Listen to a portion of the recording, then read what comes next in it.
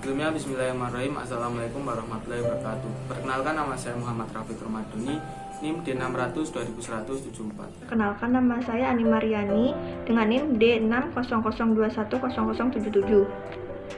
Perkenalkan, saya Muhammad Hikam Saujana, NIM D600210073.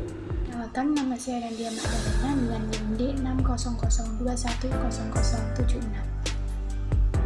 Di sini saya akan menjelaskan tentang panas jenis zat padat. Panas jenis zat padat adalah banyaknya kalor yang dibutuhkan untuk menaikkan suhu T dalam satu satuan massa benda sebesar 1 derajat. Panas jenis suatu benda menyatakan kemampuan suatu benda untuk menyerap kalor atau melepaskan kalor.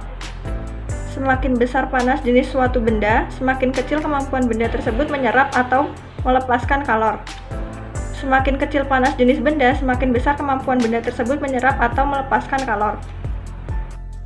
Dalam menentukan kalor jenis zat, biasa digunakan instrumen berupa kalorimeter. Kalorimeter merupakan alat yang digunakan untuk mengukur jumlah kalor yang terlibat dalam suatu sistem. Kalorimeter berprinsip konservasi energi. Pada hal ini berlaku persamaan asas Black.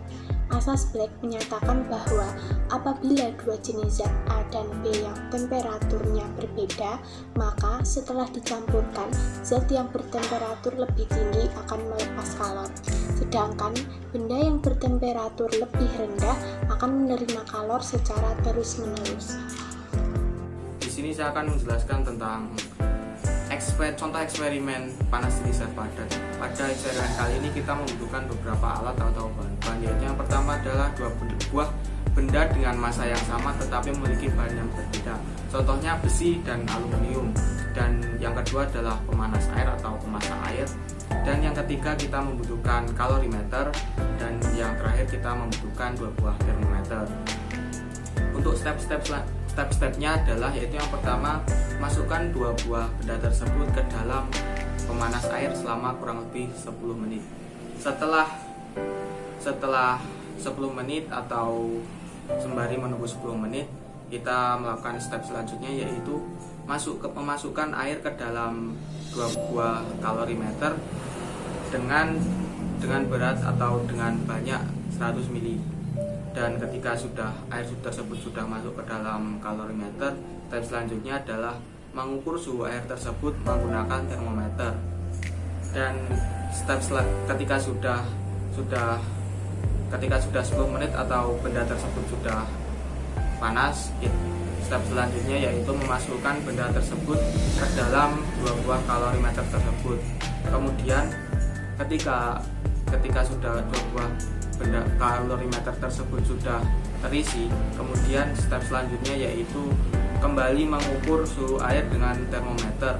Dan itu adalah eksperimen sederhana tentang panas jenis zat padat dari saya. Di sini saya akan menjelaskan tentang perpindahan kalor atau jenis zat padat dan contoh dari jenis zat padat tersebut.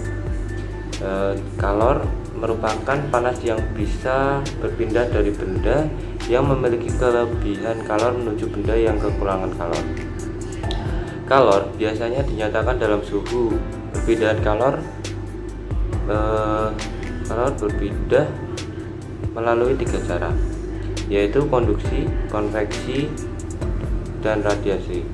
Berikut akan diuraikan ketiga cara perpindahan kalor tersebut. Yang pertama, konduksi. Konduksi adalah perpindahan panas melalui zat padat yang tidak ikut mengalami perpindahan. Artinya, perpindahan kalor pada suatu zat tersebut tidak disertai dengan perpindahan partikel-partikelnya. Seperti contohnya, benda yang terbuat dari logam akan terasa hangat atau panas jika ujung benda dipanaskan. Misalnya, ketika kita memegang kembang api yang sedang dibakar, atau knalpot motor menjadi panas saat mesin dihidupkan, tutup panci yang menjadi panas saat dipakai untuk menutup rebusan air, mentega yang dipanaskan di wajan menjadi meleleh karena panas. Yang berikutnya, konveksi.